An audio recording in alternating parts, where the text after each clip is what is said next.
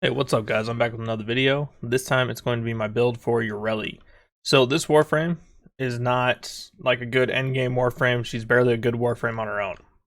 But she is a lot of fun. She does really good at earlier levels and she'll shred through a lot. But she is not a Warframe you're bringing into endgame very often if you want to do the best you possibly can.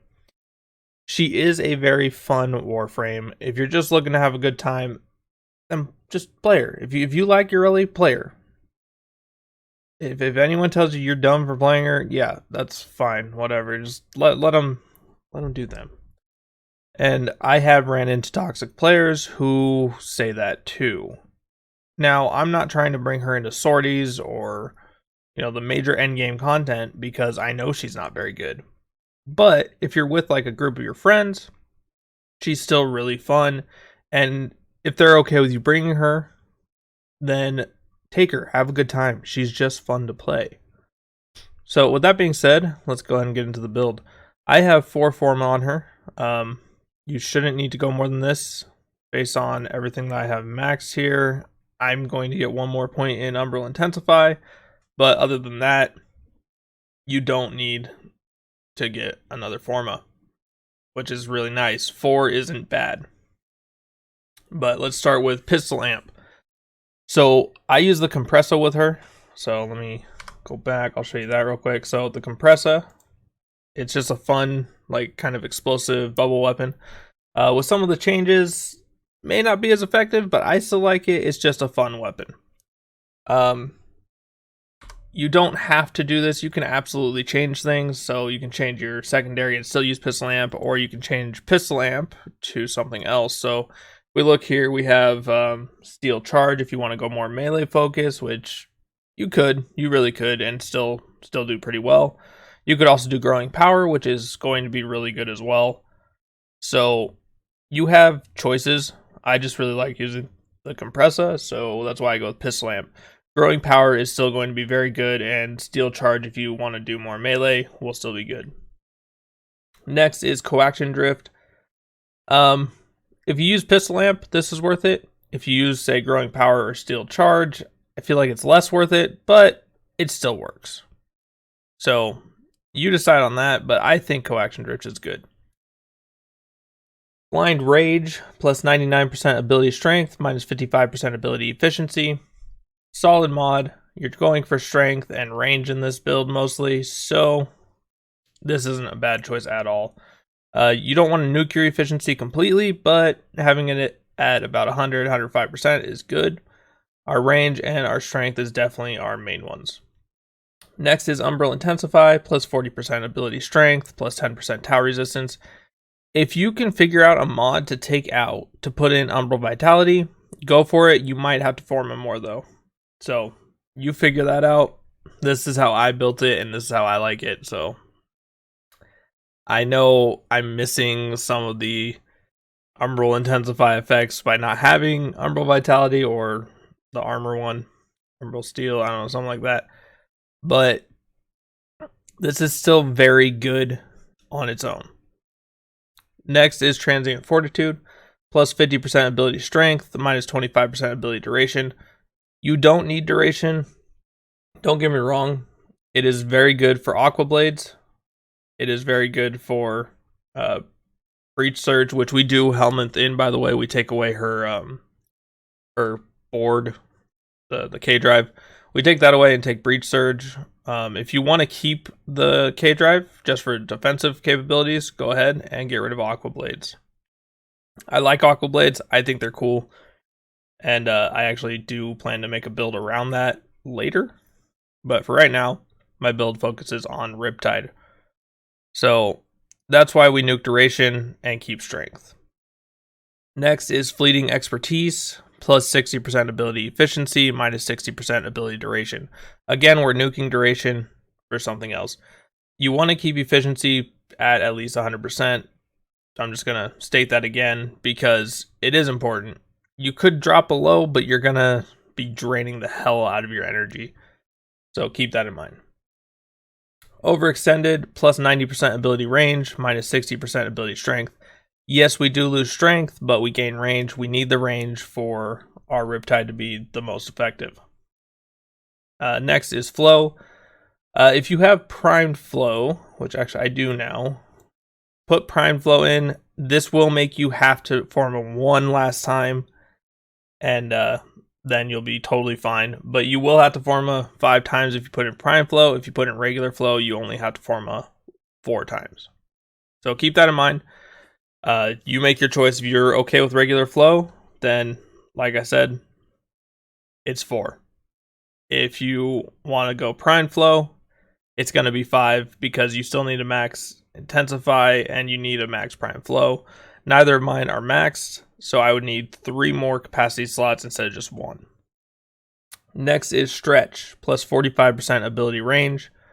Again, range very important. Adaptation, this one is just for survival. When damaged, plus 10% resistance to that damage type for 20 seconds, stacking up to 90%. So adaptation is very good. I think it's a fantastic one. But if you wanted to switch it out, like say you don't have adaptation or you don't really like adaptation, use vitality. Yeah, it's not umbral, but you can still use regular vitality and get a pretty good effect. You could also use rolling guard. If you're good with the dodging, then go with rolling guard.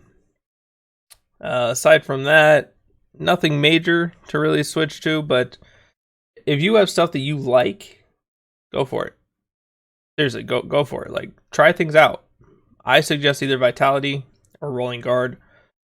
If you feel like you're dying a lot, maybe quick thinking, health conversion. There's a lot of choices. Adaptation is not the absolute end-all be-all choice. You have to experiment for yourself. I like adaptation. I think it works well, so I use it. Next, for the arcanes, I use arcane velocity because mine is a pistol build. So again, you don't have to. You can change to, say, Grace and Guardian if you're kind of struggling to survive. You could change to something that has to do with your abilities. No, I do not have that many arcanes. I should really get more, but I don't have them. So it's my fault, and I'll get them one day. Our other arcane is arcane precision. Plus 300% damage for 18 seconds on secondary weapon on a headshot. Really good if you're going for the pistol build. Not as good if you're not. Still good though. And arcane velocity is on critical hit, 90% chance for plus 120% fire rate to pistols for 9 seconds. So I'm going to reiterate here. This build is just for fun. Just for fun. I'm not saying it's the best build I've ever built. No, it's a good build. For Yareli. Yareli sucks. But she's fun. Oh, I even just realized I am missing a point in transient fortitude. So, yeah, you'll definitely have to get 5 Forma if you want Prime Flow. If not, you'll be fine just getting the last point in each of these. But, yeah, she's just for fun. Here's just another quick glimpse at my Compressor build. You can kind of see what I'm using. I'll do kind of an overview of that. Yeah, I'll do it with it. So we have Galvanized Shot, 72.7% status chance on kill, 36.4% direct damage per status type, affecting the target for 14 seconds, stacks up to 3 times. Really good. Basically needed. This is a status weapon. Lethal Torrent, plus 60% fire rate, plus 60% multi-shot. This is so much fun with this because you're sending out bubbles that explode. So it's actually a lot of fun. Galvanized Diffusion, plus 100% multi-shot on kill, plus 27.3% multi-shot for 20 seconds, stacking up to 4 times. Fantastic. Use it. Hornet Strike, plus 200% damage. So I'm just going to point out I am missing 1 rank in this, 1 rank in this, and 1 rank in this. So you should be good. Nope, you'll have to Forma 1 more time if you want to max out everything. So 1 more Forma, and then you can max out everything. Magnum Force, plus 150% damage, minus 50% accuracy. You don't need to be accurate with this, so don't worry about the accuracy. The damage, solid. Jolt, plus 60% electricity, plus 60% status chance.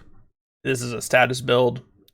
Pistol Pestilence, plus 60% Toxin, plus 60% status chance.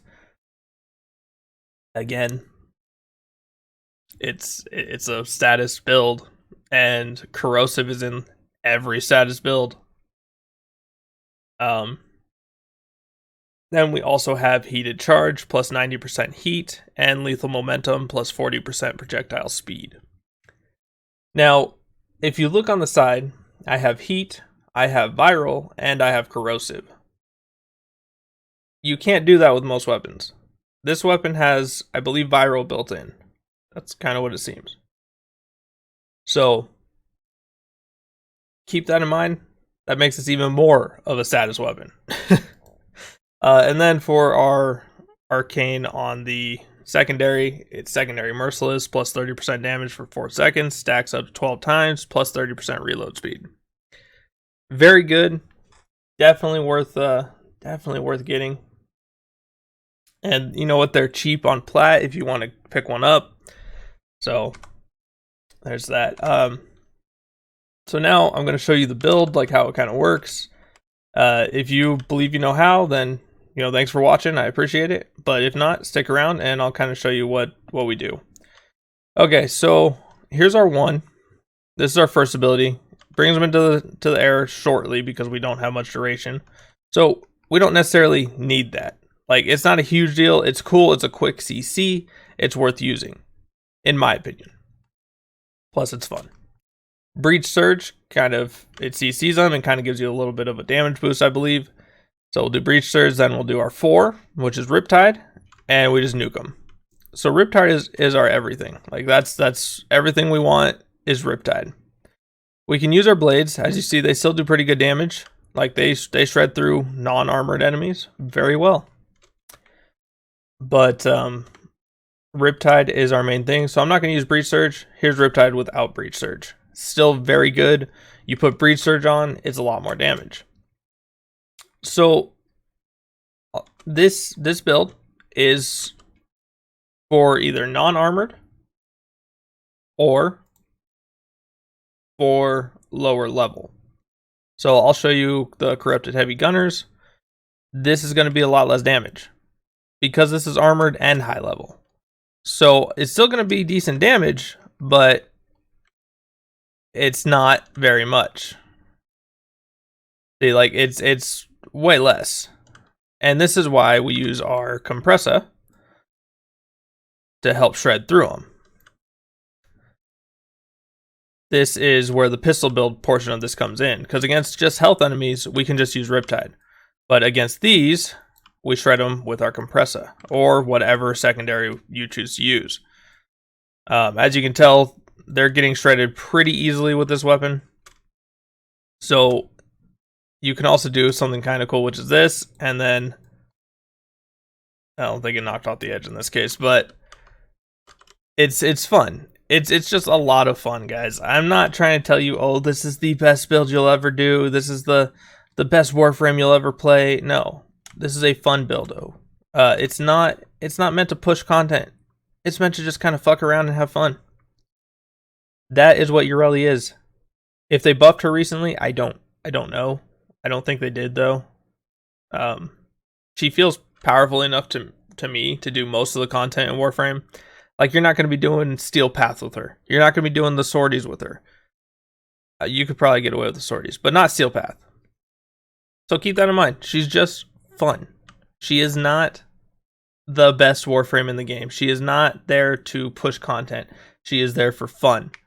With that being said, guys, if you like this video, hit that like button. If you want to see more content like this, hit that subscribe button. As always, thank you guys for watching. I'll see you next time.